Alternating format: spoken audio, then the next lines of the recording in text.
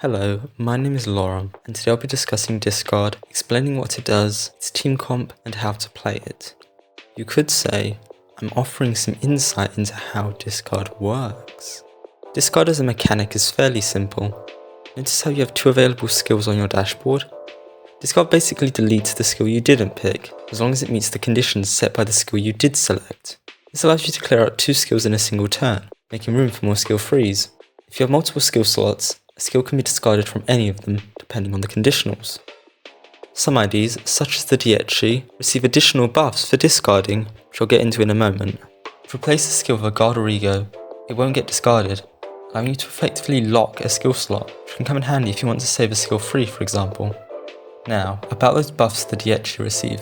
When a Dietchi unit discards a skill, they gain insight equal to the rank of the skill they discarded. 1 insight for skill 1s, 2 insight for skill 2s, and 3 insight for skill 3s. And the skills get enhanced based on how much insight they have. The enhancements range from things like coin power up to reusing coins to a lot of shield. Now that's discard as a mechanic summed up really. Moving on to the core of discard. So discard has a total of 7 identities, with 2 of them being on the same sinner, as well as being 2 stars, so it's more like 5 viable identities, with 1 of them being locked behind Walpurgis Knight. But I digress. The Meursault's entire thing is giving discard units extra defense for his unique status effect, Erudition. When a unit with Erudition discards a skill, they gain shield based on their max HP, and how much Erudition they have. Erudition is reduced by 1 upon taking HP damage, and removed entirely upon getting staggered. If a unit of Erudition discards a skill at 2 or more insight, they also gain 1 additional clash power. Meursault gives himself and other units Erudition through his skills and his passive, Study Hall. Whenever an ally discards a skill, apply 1 Erudition to the ally himself, up to 3 per turn. He also gains 1 pierce and blunt damage up, based on how many allies discarded skills last turn, capping at 3 damage up. That 30% damage boost also applies to egos, making Crushbound Past especially powerful. Being a Dietchi unit, he has a couple of coin power sinking conditionals, as well as inflicting sinking based on his insight. His skill 1 and 2 are pretty standard. His skill 1 is a count neutral gluttony skill, and the only source of gluttony within the team. It also gives him 2 erudition on Clash Win, and some shield if it's discarded. His skill 2 is a sloth skill that deals 5% more damage per insight, capping out at 15%, and applies erudition equal to Meursault's insight to 2 random identities, as well as himself, prioritizing discard units with the least erudition. What makes him interesting is his skill 3. He converts all of his erudition into insight that increases its damage by up to 45%, unless he kills with his skill 3, in which case he gets brought to 3 insight instead. So you generally want to wait until Meursault has 2 insight and 6 erudition before using his skill 3. His rolls aren't great, but that's nothing Regret can't solve. Moving on to Rodion, she is an absolute tank. She can shield from discarding skills, which synergizes well with both erudition and her passive, Incandescent Enlightenment, granting her 1 blunt damage up for every 5% worth of damage she took last turn, including shield damage, as well as removing 1 negative status effect at turn end if she has 3 insight. You can take advantage of this by keeping her at 3 insight for a turn or 2 by locking her bottom slot.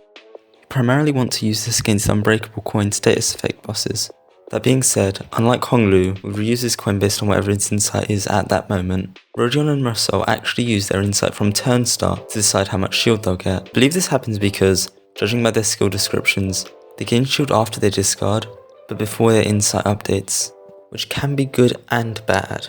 It's bad for Rodion's skill 3, because she's rarely going to be at 3 insight when discarding it, so now you're getting a whole 20 to 40% less shield, but good for something like discarding her skill 1 at 2 insight, because she'll be getting double what she was supposed to get. I'm not trying to discourage using her to tank unopposed hits. I still think you should, and erudition makes it a lot easier to tank. What I'm saying is, you should read her resistances, and make sure she isn't face tanking something she's fatal to. Also, you can use an ego to adjust her sin resistances. Whales carry the best sin resistances, reducing 3 sins instead of 2. Her skills themselves are pretty solid for the most part. Her skill 1 is just discard fodder. It rolls super low and its only unique effect is lowering Rodion's stagger threshold by 10 on hit. If you get 2 of these, just guard and use the damage up for a better skill. Her skill 2 rolls a lot higher and gives her some aggro, which can help activate in her passive. Her skill 3 is pretty similar to her skill 2, with the main difference being it gives double the shield when discarded. as well as being sinking count positive. The only issue is that on a discard team, sinking is way harder to build and maintain, making potency a lot more valuable. Dietrich Honglu is the first damage unit on this list. He uses Insight to activate his reusing coin power conditionals, as well as gaining damage up based on the rank of the skill discarded. This gives you a lot of choice between whether you want to sit at 3 Insight and play him like a consistent unit, with more reuses on his skill 1 and more coin power on his skill 2, or feed into discard, with erudition and more skill 3s. Here are the damage values for Honglu.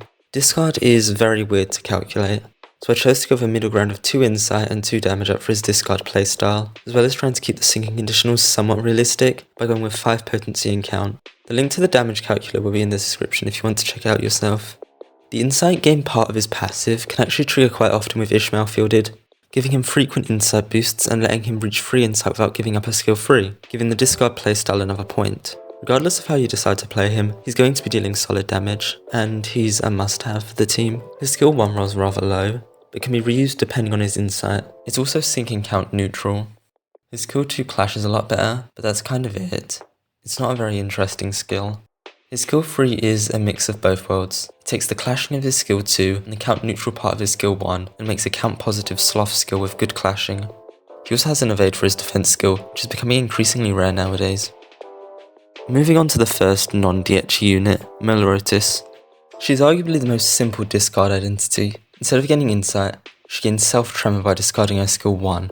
Self-Tremor behaves almost identically to Charge, being spent to enhance skills and activate conditionals. Her skill 1's entire purpose is to be discarded for Self-Tremor. It rolls pretty horribly at 11, 13 with its 6 Tremor count conditional fulfilled, as well as being a Wrath skill, which is something discard really doesn't struggle with. It also can't discard skills, so if you roll 2 in a row, you're better off using her guard to get rid of them both.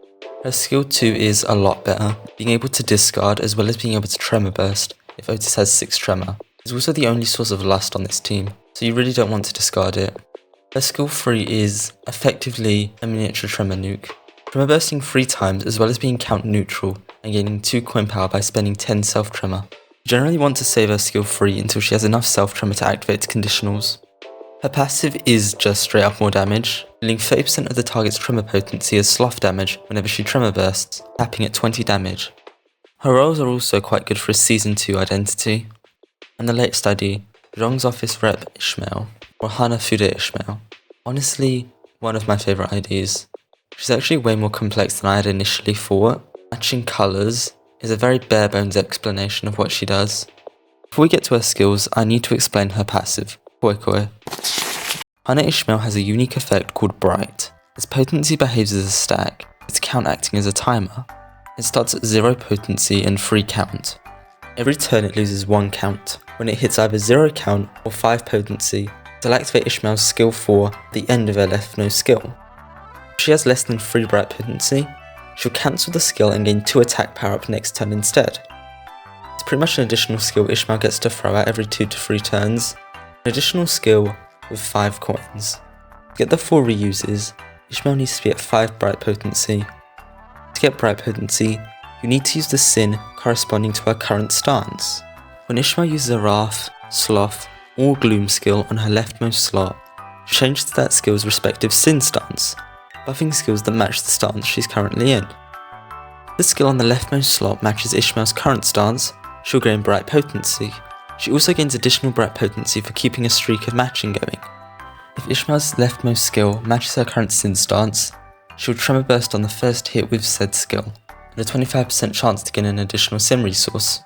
You aren't limited to using base skills when it comes to entering and maintaining a sin stance. In fact, you're encouraged to use egos. Every time Ishmael uses an ego, or a skill 3, she gains 1 bright, regardless of the sin of her ego or stance. This also synergizes well with her passive, allowing her to quickly get back up to full sanity. I highly recommend having a Wrath or Sloth ego, in case you don't have a matching skill and need to keep a streak up. Now, for her actual skills. Her skill 1, Surigiri, is a Wrath 2 coin skill.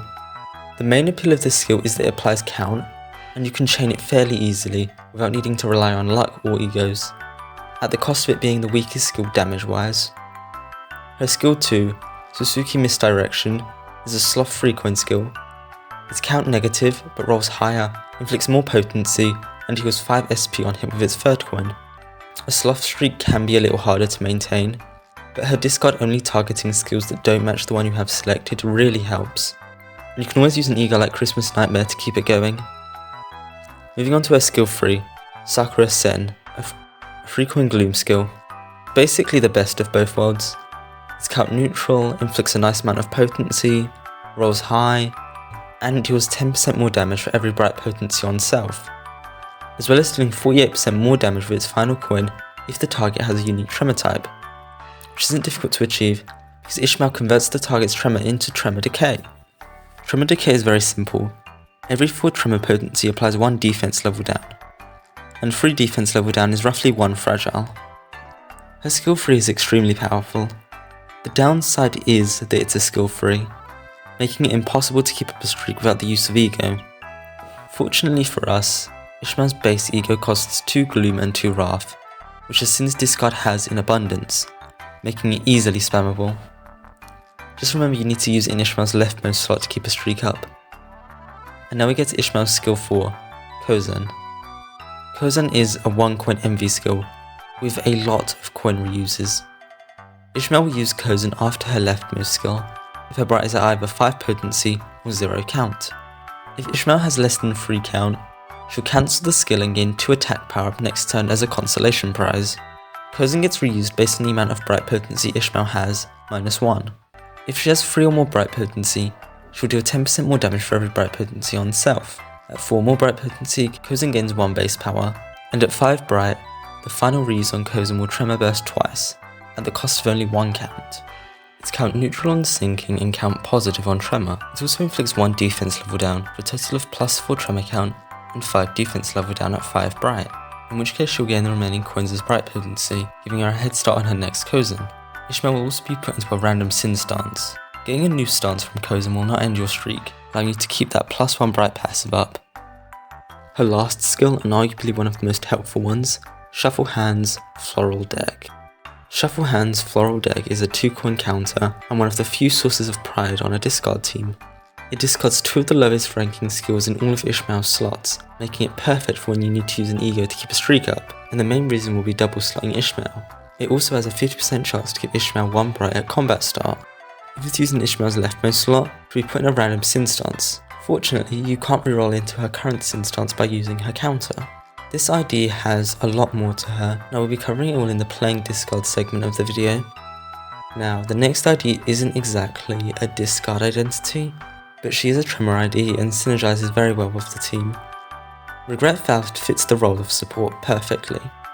Much like Otis, Faust utilizes self-tremor, but instead of gaining coin power tremor bursts, she gains attack weight on her skills, which can help with clearing out multiple enemies. You generally want to avoid using her skill 1 in a clash, as it rolls an 11, so just use it unopposed for sloth res. Her skill 2 is a lot better, rolling a 16 and applying 1+ coin drop, as well as being the only other source of pride on the team. Her skill 3 rolls a 19 and tremor bursts 3 times, hitting up to 3 enemies, so it's pretty much an AoE tremor burst. She also has a very useful passive, Coerced Regret. Faust gains +1 clash power for every 3 negative status effects on the target, capping at 2 clash power. That's not what makes it so useful. Its secondary effect causes tremor bursts against enemies to inflict 2 defense level down, regardless of who triggered the tremor burst, synergizing very well with Ishmael's tremor decay. She also carries Everlasting and Fluid Sac. Regret Faust is just overall very helpful with her Sin Spread, count infliction, and debuffs. Moving on to egos. The 2 cool egos you really want to get are Cavernous Wailing Honglu and Everlasting Faust. Cavernous Wailing converts tremor into tremor reverb, which causes the target to take sloth damage equal to tremor potency whenever a tremor burst is triggered. Whether you use this over decay depends on the target's sloth resistance, but generally speaking you'll probably be getting more damage out of rebirth than decay, especially during the build-up phase. Everlasting is what you'll be using for your nuke turns. Everlasting's main thing is fusing tremor types together for a turn, through the use of Amplitude Entanglement. Along with its unique tremor type, Everlasting, Tremor Everlasting's gimmick is that it gives tremor bursts a chance to burst 2 additional times, with one proc scaling on the target's potency, while the other scales on the target's count, with capping at 50%. Everlasting then proceeds to burst 4 times, but not before applying 10 count and 10 potency, which you can increase with Resonance. The ego itself also deals more damage if Faust is faster than the target. Pairing Everlasting and Cavernous Wailing together can lead to some insane damage output. It also gives Faust some haste for its passive, but it's not super consistent. Another good Faust ego is Fluid Sac, not just for the fact it's the best healing ego in the game, but because its passive gives 2 protection to the unit with the least HP. Hexnail is also really good. I think Ishmael's Cozen if Faust is faster than her. It also gives Faust a constant 10% damage up for its passive. Crushbound is definitely an ego you're going to want to pick up. It excels at clearing out hordes of enemies, as well as any goons a boss might spawn, mostly because its damage conditionals only check the main target, aka the boss you're throwing this ego at. It's also something you should use on a nuke time of Everlasting, as it tremor bursts 4 times. Crushbound's passive also gives Meursault 1 damage up in even numbered turns, and 1 protection in odd numbered turns, as well as giving him 1 accumulated past, which is just a stack type status that increases every turn, giving Meursault 1 clash power and defense level up for every 3 stacks, capping at 12 accumulated past. Pursuance is another healing ego that the team can benefit from, healing 30% of Meursault's max HP, in this case 71 HP for 2 allies with the least HP, as well as applying 2 protection to said allies. Its passive is also quite nice, giving a random unit attack or defense power up next turn if Meursault wins a clash.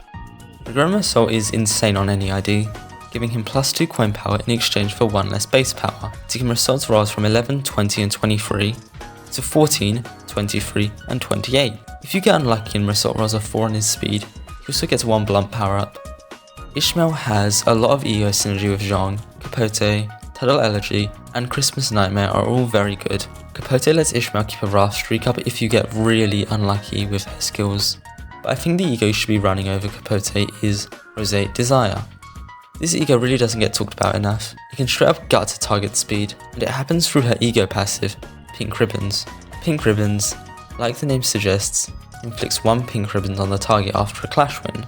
It behaves similarly to Bleed, but instead of its count going down when an enemy flips an attack coin, its count goes up, and at turn end, Pink Ribbons is converted into Bind. This can effectively lock an enemy to 1 speed for the rest of the fight, as long as Ishmael can clash with it. It also synergizes well with Faust's Clash Power passive by adding 2 extra negative status effects, as well as making it easier to activate Everlasting's damage conditional, as Faust is always going to be faster than the target.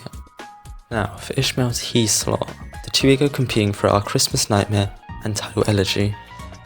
Christmas Nightmare Ishmael has a lot of synergy with Discard. It's a 2-coin sloth ego that inflicts 5 tremor count on 3 targets, deals more damage if the target is below 0 sanity, and tremor bursts, as well as refunding half of the sanity cost if any of the targets are in a state of panic or low morale.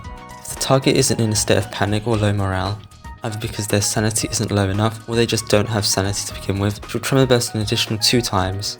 Christmas Nightmare also has a very good support passive, giving allies 1 extra self-tremor count if said ally's target is in a state of panic, low morale, or if they're staggered, they gain 2 count instead. All of that, and the fact it's a sloth skill, makes Christmas Nightmare an excellent ego for Ishmael's sloth stance. Tidal Elegy is the other ego competing for the slot, and it's putting up fierce competition, being a Gloom 3-coin skill that deals double damage and gains plus 2 coin power if it's targeting a single enemy. It also deals more damage the lower the target's Gloom resistance is. And not only that, it deals even more damage if there's a Gloom res up. This ego is very strong. It is very good at dealing damage, and its passive boosts her leftmost skill's clashing power, as well as its damage after a clash when if there's only 1 enemy on field. The damage buff also applies to egos, including Tidal Elegy. It also tremor bursts on its final coin. That's the least insane part of the ego. My personal choice is Christmas Nightmare. I tried using Hannah Ishmael with an all Gloom ego loadout, and it didn't go very well. It became increasingly difficult to maintain a streak, and I usually ended up being forced into using Snag Harpoon or Tidal Elegy every other turn or so. So I honestly think you should go with Christmas Nightmare for the 2-turn Kozan, and the tremor support it gives Faust notice. Rodion has a couple of egos. Rhymeshank's a free 80 sanity drop. Being able to apply that much sinking quickly is very helpful against humanoid bosses. Pursuance is good for the same reason Meursault is. It heals 2 allies based on Rodion's max HP, as well as applying shield to said allies if she stags an enemy with it. Hexnail is Rodion's other healing ego, and one I would avoid. It eats up low supply resources and its passive doesn't proc on shield damage, so it ends up being a worse pursuance in almost every way. Moving on to support passives. Starting off with Yisang, there are actually 2 routes you can go with him. You can run him for SP support or for some damage buffs. If you want to use him for SP support, your options are the easier to proc but worse base Yisang, giving 10 SP to the unit with the least sanity if they lost SP, and Ring Sang, giving the ally with the least sanity 2 SP on hit for every negative effect on the target, capping out at 6. The thing is, this effect can proc twice, and every unit on the team has at least 2 coins, so it's more like 12 SP in total. It also has some amazing synergy with Ishmael, pretty much immediately healing back any SP lost from using an ego. The only downside is that it's locked behind 4 Lust compared to LCB's 4 Gloom, so it's going to take a tiny bit longer to get up and running, but I honestly think it's worth it in the long run. On the offensive side, we have Meursault, Yisang and Spice Bush. Meursault Yisang just provides 5 additional defense level down on Tremor Burst once per turn, so he pretty much provides a little less than 2 fragile. It does have some nice synergy with Ishmael's Tremor Decay. Spice Bush gives the unit with the least SP a 30% damage buff when they're attacking 2 or more enemies. The issue is that it's res based. It can be helpful for certain boss fights though. I personally run Ring Sang on my team. We're going to have a bunch of debuffs active, so you're pretty much always going to gain the 12 SP. Don also has 2 options, Middle Don if you want to buff Otis's damage, and T-Corp Don if you want even more tankiness. Middle Don's passive procs from Unbreakables, as well as the hits Rodion's going to be tanking, and T-Don just requires the target to have Tremor. W-Corp Don is also another very good option, giving the fastest unit 1 power up on their first skill. Ryoshi's only usable support passive comes from her Haishu identity. She just makes the fastest unit faster with haste. For Heathcliff's support passive, run Wild Hunt against enemies that can be brought to low sanity. For enemies without sanity, run Kurokumo for a similar effect. If you don't have Wild Hunt or Kurokumo clan Heathcliff, then base works. It's just always going to be Otis receiving the buff. For Sinclair, just run Mariachi to give Ishmael a 10% damage boost. As for Gregor, I like to run his base ID for the passive healing. Moving on to the deployment order, I think the deployment order you should run is Hana Ishmael on slot 1 to give her 2 skill slots and Roseate Desire, Diechi Honglu on slot 2 for Cavernous Wailing, Regret Faust on slot 3, Meursault on slot 4, Rodion on slot 5, and Otis on slot 6. If what you're doing requires a full team, or you just want backup units, you can slow in Wu Sang for his good gluttony generation and bursts. Now, how I think you should play Discard. Discard is basically Tremor with a bit of SP damage. You can't maintain Discard's sinking count. In fact, I've rarely seen it above 5. If you do want to lean into the hybrid part of Discard, I recommend swapping out Diechi Rodion for a Knight of Despair identity. Tremor, on the other hand, is something we'll be making use out of. Tremor is a lot easier to build and maintain compared to something like sinking. It also gives us more damage options. Oh? Sloth is ineffective against a boss? Run Tremor Decay until they're near staggering, then swap to Reverb, nuke them with Everlasting and Crushbound, and then return to Decay. Every unit on the team has a part to play.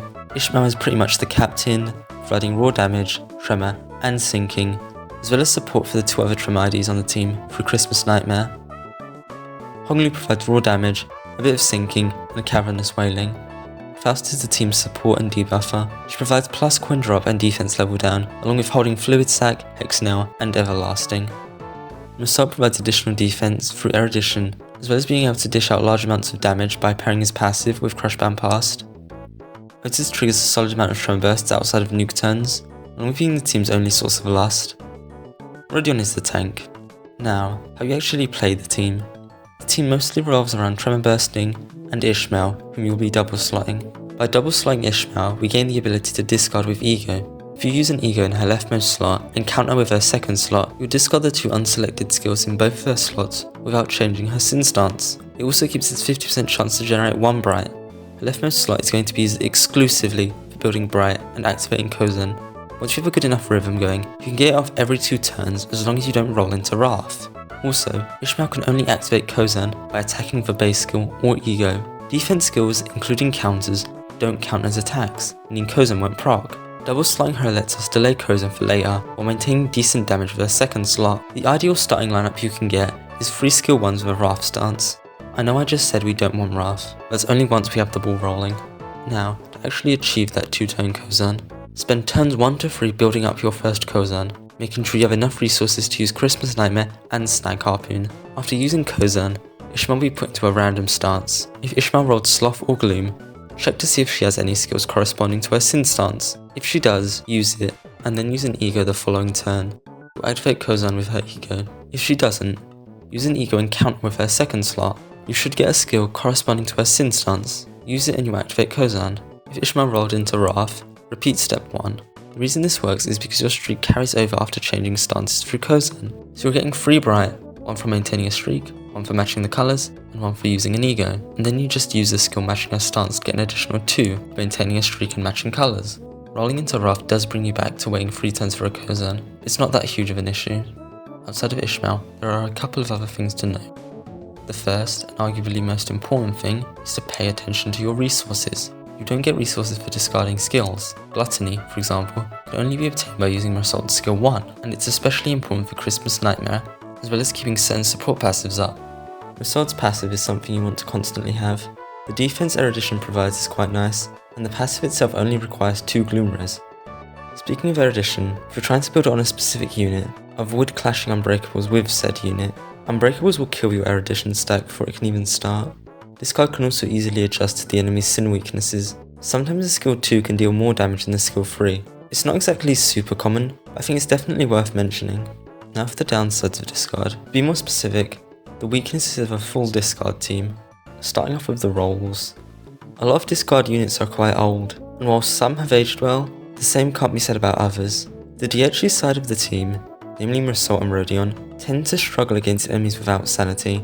With their sinking additionals being nigh impossible to fulfill, they start to rely on the enemy's sanity being too low to roll heads, which isn't exactly viable against enemies without sanity, as they have a fixed 50-50 chance when it comes to coin flips. Some of the units are also very inconsistent with speed, such as Ishmael's speed rolling a 3 to 8, which is another reason why I think you should run Roseate Desire.